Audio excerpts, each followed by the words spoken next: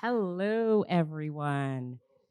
Hi, my name's Allison Everett, and I'm so honored and humbled to be here tonight speaking alongside two luminaries, Dr. George Elliot Clarke and Don Kwan, to celebrate the launch of City of Ottawa's Archives and Friends of the City of Ottawa's Archives Tapestry project. Tonight is a time to grow forward while being informed by the past.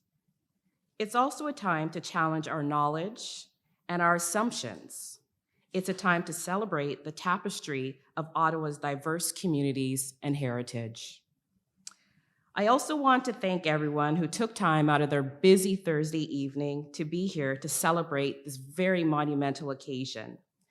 And as well, a huge congratulations to June Johnson on the facilitation of the Caribbean Diaspora portfolio for this project, and to Jackie Benjamin and Paul Henry on your leadership on this project. Your dedication and commitment truly means a lot. And finally, I want to sincerely thank the organizers of the event and the Tapestry Project for all your hard work. So, a little about me. I wear many hats, such as the Master of Social Work Practicum Coordinator and Instructor at Carleton University School of Social Work, as well as being a longtime community developer, a proud wife, and proud mom to two young boys, ages 16 months and 5 years old. So there's never a dull moment in my home. As I'm standing here today, I'm propelled to think about my experiences of being a young Black Caribbean woman in the educational system here in Ottawa.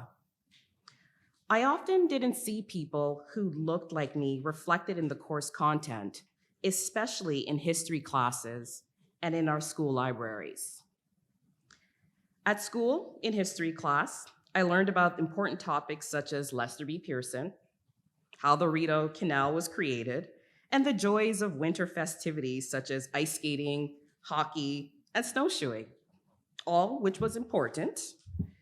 But there wasn't any content about Black, let alone Caribbean presence in our city, province, or even country. Even more so, there wasn't a designated place where I could learn about the greatness of members of the Ottawa Caribbean community like Ewart Walters, Adrian Caudette, and Dr. Julian Rambert, to name a few. And not to mention everyday individuals like my mom, who were major contributors to the fabric that makes Ottawa so diverse, who strived every day in their own quiet ways to make our communities the tapestry of unity and diversity that they truly are. It is encouraging to see that the Ottawa Archives is taking this step to chronicle the remarkable histories of these individuals in our collective memory. I had the luxury of being inspired by these individuals because I knew of them or I heard about them through my connection to the Caribbean community. But was there a formal place where I can immerse myself into learning more about the diversity of Ottawa? No, there wasn't. Hopefully, this gap in the resources I had access to, it won't be repeated for future generations, thanks in part to this project. When I think further about my younger self completing my first university degree in 2005, I felt like I still had a lot to learn when it came to appreciating and celebrating the diversity of Ottawa's social fabric. My impressions of the city were mainly that it was cold, both figuratively and literally, especially during the winter months. Diverse communities were building their communities and creating change. However, this change was often done in silos, and it was hard to stay aware of the exciting things that were happening in different parts of Ottawa and amongst different communities. That's another reason why tonight is so important, bringing together the Chinese, South Asian, Caribbean, and two SLGBTQIA communities and others to share our histories and to find commonalities in our experiences and strengths. Ottawa is a city that has had a hard time remembering its local past. We are a government town, a university town, and a lot of people come and go. This is a place where there is often a lack of collective memory about Ottawa's history in general. So you can imagine how much more forgotten the marginalized, racialized, and newcomer histories have often been. As I fast forward to today, what I'm most excited about is that the roadmap for the Tapestry project clearly outlines the goal of diverse residents being able to see themselves reflected in these archives and contributors being able to share their narratives from their own perspectives, thus allowing for community cohesion, inclusion, and representation. In the social work profession, and even in social work education, there is a recognition of the importance of cultural representation in the various strategies, policies, modalities, and interventions that are used when working with diverse communities. However, in social work, we are often responding to the dire needs of the present moment and the challenges such as poverty, violence, social exclusion, discrimination, public health, alienation, isolation, and mental health.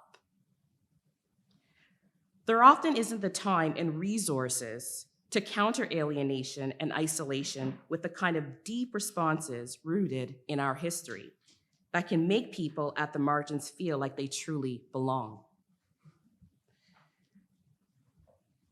This is work that is long and deep. It requires carefully chronicling the past in a way that our communities can access and letting people know the simple but radical message: we've been here all along, we belong.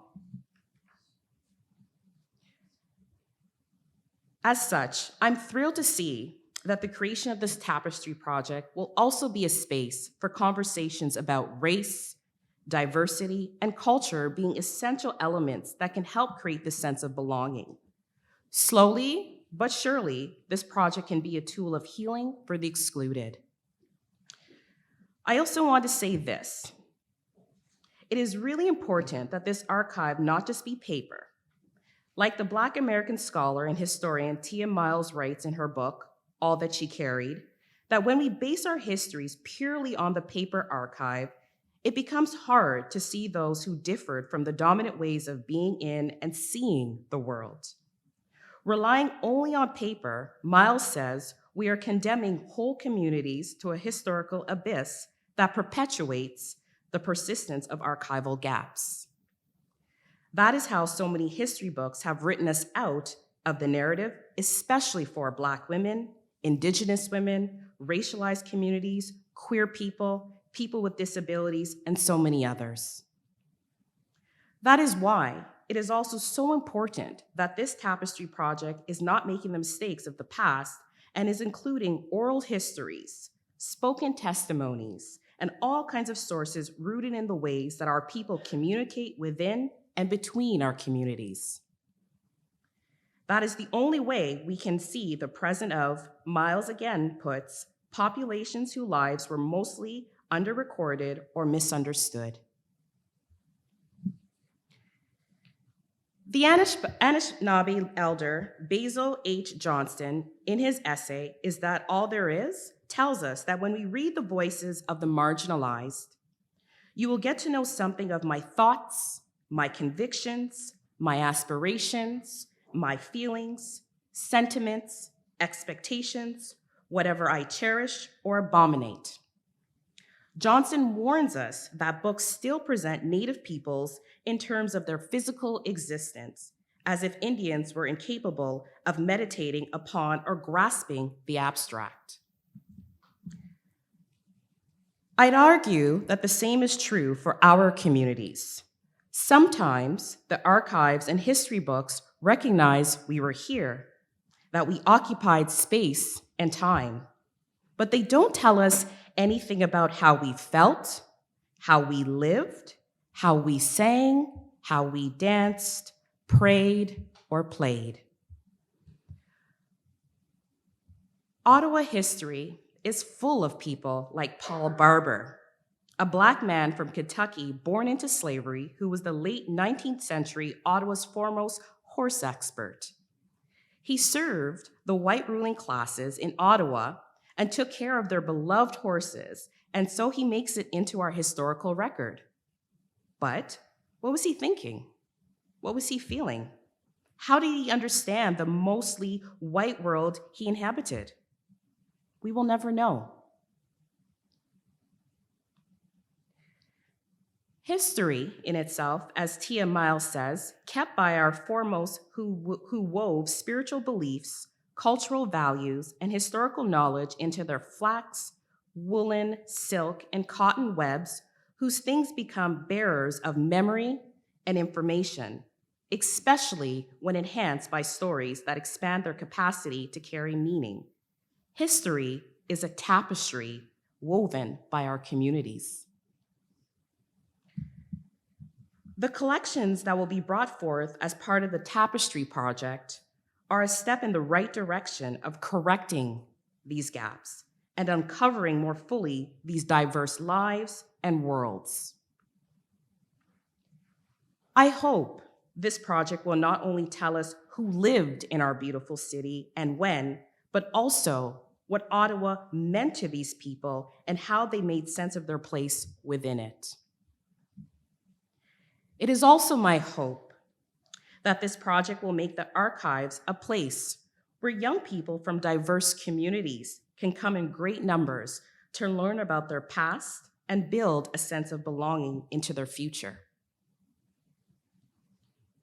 In closing, again, I want to extend my sincerest thanks and appreciation to the organizing group. Thank you for all your hard work, and thank you for all that you are doing. We are truly looking forward to this project, and congratulations.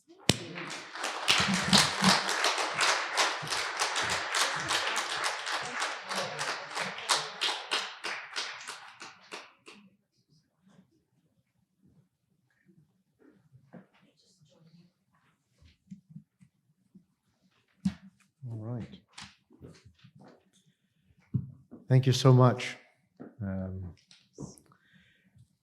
So my thanks again to our speakers this evening, George Elliot Clarke, Don Kwan, and Allison Everett, for your inspiring words and the way you see us, Yes. which we don't always get the opportunity. Yes. So thank you so much. And in closing, thank you to our sponsor, the Archives Association of Ontario, Eastern Ontario chapter, for their event support, and for the volunteers which have brought this event together, which we appreciate. And of course, what would we be without our friends? And thank you to the friends of the City of Ottawa Archives for continuing to be our friends and helping us to realize this project. So thank you, Jackie. Thanks. Just want to say thank you to those that sit at the table with me and that put in the monthly hours of your time and help me with and supporting you in outreach. Thank you so much for devoting that to building this story, this narrative for Tapestry. And welcome you all to contact us. We're here to hear your stories and to listen and to share them. So don't hesitate to reach out to us. We look forward to this. Thank you so much for being here.